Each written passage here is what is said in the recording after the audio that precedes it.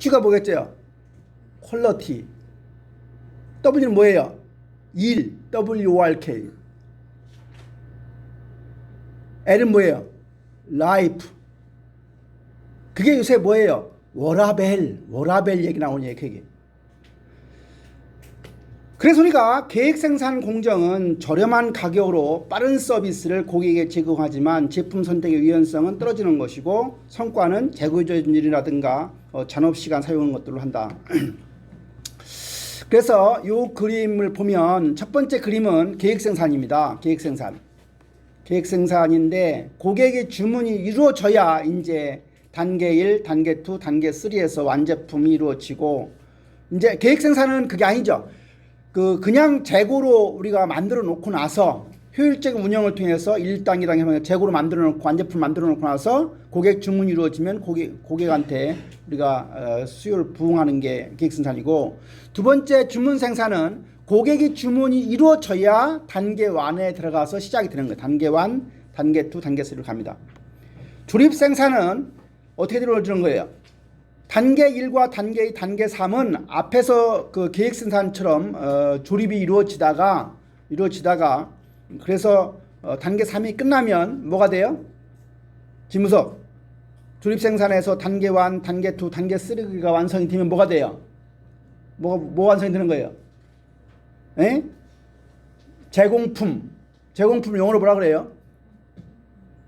원해림. 회계학을 잘하는 원해림. 제공품 영어로 뭐라 그래요? WIP라고 하죠. WIP 뭐에 짜요? 예, Work in Process. WIP 모르면 뭐다? 내가 안 했어요. 예. 그래서 우리가 조립 생산은 단계 1, 단계 2, 단계 3를 거쳐서 제공품을 만들어서 가지고 있다가 결국은 고객의 주문이 이루어지면 그에 따라서 조립이 이루어져서 납품하는 형태가 조립 생산이 됩니다. 계획 생산 프로세스와 관련해서 주문 생산과 계획 생산을 비교하는 차트입니다. 그래서 제품을 보면 주문 생산은 누가 규정해요? 고객이 규정해요. 그래서 그걸 우리가 고객 규정에 따라서 고객 명세서가 나와야 된다는 얘기. 따라서 주문 생산의 제품은 다양성이 높고 고가인 경우가 많습니다. 이수빈이가 케이크 하나 만들어서 이렇게 만들어주세요, 저렇게 만들어달라고 하면 그냥 베이커리에 가서 만들어 놓은 케이크보다 비싸 안 비싸요?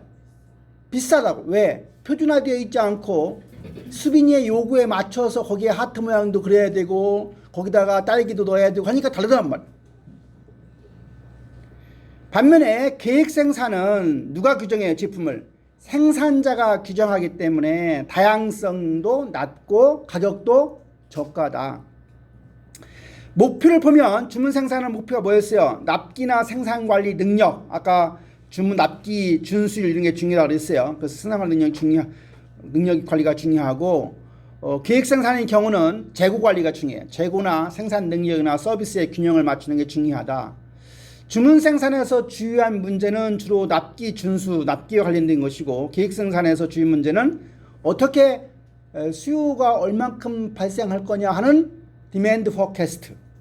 그 다음에 재고 관리를 잘하는 것. 재고 관리를 잘한다는 얘기는 재고를 많이 항상 가지고 있어야 된다는 얘기예요. 적게 가지고 있어야 된다는 얘기예요. 재고 관리를 잘한다는 것은 한마디로 뭐예요? 정수현. 재고를 많이 가지고 있다가 수요를 부응해야 됩니까? 재고를 적게 가지고 있으면서 수요에 부응해야 돼요. 어떤 게 잘하는 거예요? 예. 재고 관리를 잘한다는 것은 재고는 미니마이즈하고 그리고 그러면서도 수요의 서비스율은 올리는 것. 그러니까 서비스는 맥시마이즈하고 인벤토리는 제로 쪽 가까이 가게 되면 재고 관리를 잘하는 거예요. 재고를 많이 가지고 있으면서 뭐 서비스 충족하는 건 누구든지 다 할 수 있는 거예요. 그래서 우리가 계획 생산에서 주요한 문제는 생산 계획을 잘 수립하는 문제다. 이제 마지막 번 그 고객 주문에 따라서 생산 공정을 보면 조립 생산 공정입니다. 구성품, 컴포넌트라고 하고 중간 조립품을 갖다가 수요 예측에 따라서 미리 생산해서 재고로 보유했다가 했다가 고객이 주문이 들어오면 그 명세서에 따라서 최종 제품을 조립한다는 얘기예요. 예를 들어서 뭐 베네똥이라고 하는 회사가 옷감을 만들어요. 옷감을. 처음에 옷감을 어떤 색으로 만들어야 좋겠나요? 지하영, 베네똥이라는 회사가 옷감을 만든다고 하면 옷감을 어떤 색으로 만드는 게 좋아? 처음에 내년도 쓸 옷감을 만들기 위해서 올해 옷감을 미리 만들어 놔요. 그럼 어떤 색으로 만들면 좋아요? 베네똥이라는 회사는 원래 원색을 좋아하는 회사예요. 뭐 파랑색, 빨강색, 보라색 이런 걸로 뭘 하는데, 만약 색깔을 하얀색으로 만들어 놨다가 내년이 다 보라색 트렌드다라고 하면 보라색 바꾸면 되는 거죠. 근데 보라색으로 만들었다가 하얀색 바꿀 수 있어 없어요? 안 되는 거죠. 그것처럼 우리가 미리 생산으로 어떤 만들어서 보유했다가 고객이 주문에 따라서 거기에 따라 좀 변형을 시켜서 납품하는 방식이다. 중간 조립품의 제한된 재고로 고객 욕구를 충족시키면서 리드타임을 줄이는 게 관건이고, 조립 생산 프로세스에서는 제품 설계가 모듈러 형식으로 준다. 지난번 모듈러 배웠어요? 안 배웠어요? 모듈러가 뭐를 대응하는 방식이었어요? 뭐를 보완하는 방식이었어요? 이정준. 모듈러 설계가 무엇의 문제를 해결하기 위해서 등장한 제품 설계 방식이었어요?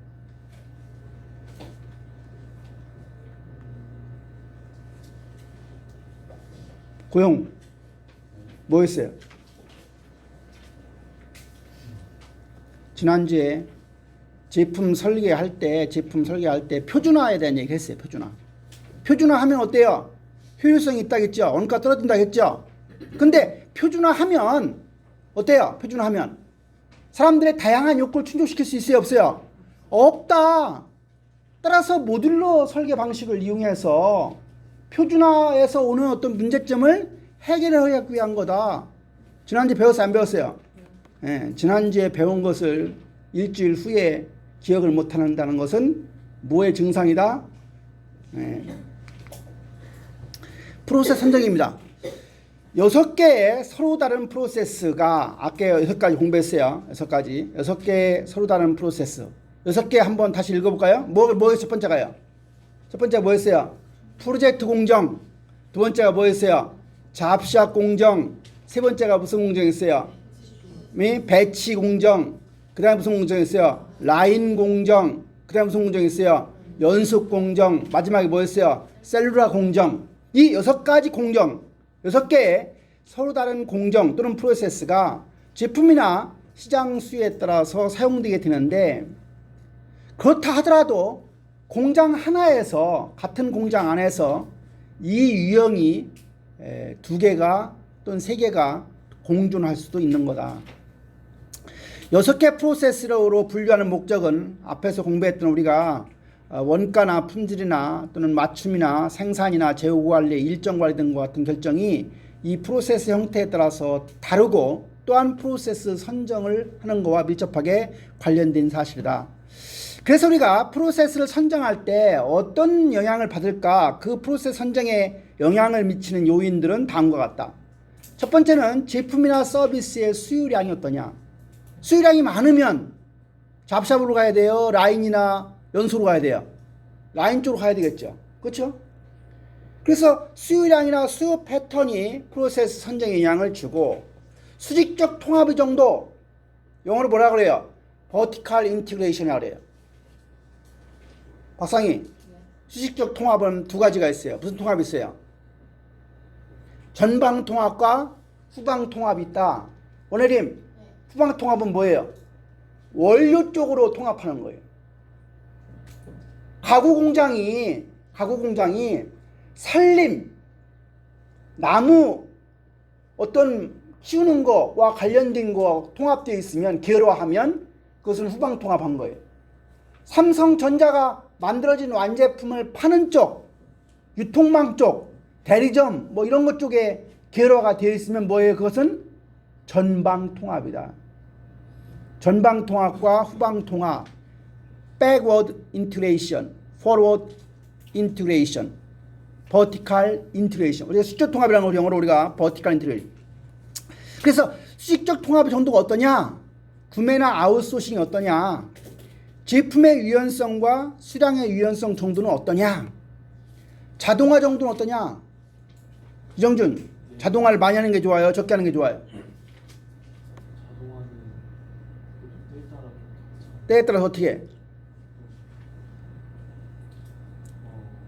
제품의 생산량이 아주 많다고 하면 자동화할 필요가 있지만 하루에 뭐 몇 개 생산하는데 자동화할 필요 있어요? 없어요? 없어요. 왜 그래요? 몇개 생산하는 자동화를 하게 된다는 이야기는 뭐예요? 예, 고정비가 많이 투자된 거다. 고정비 많이 투자되면 많이 생산하지 않으면 결국은 코스트만 낭비되니까 그런 거죠. 그 다음에 제품이나 서비스의 품질 수준을 올리려고 하면 자동화해야 돼요? 수작업을 해야 돼요? 투자 예? 품질 수준은 자동화한다고 좋아지는 건 아니에요. 다만 자동화하면 좋아지는 게 있어요. 유니포머티, 균일성 확보에는 도움이 돼요. 원가가 떨어지는 데는 도움이 되고요. 예.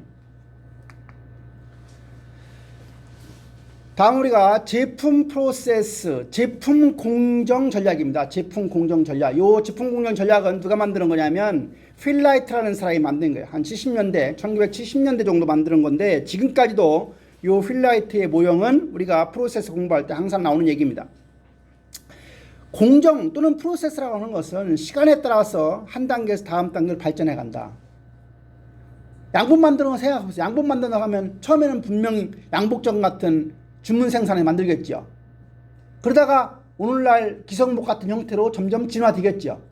뭐에 따라서? 수요량 생산량이 많아짐에 따라서.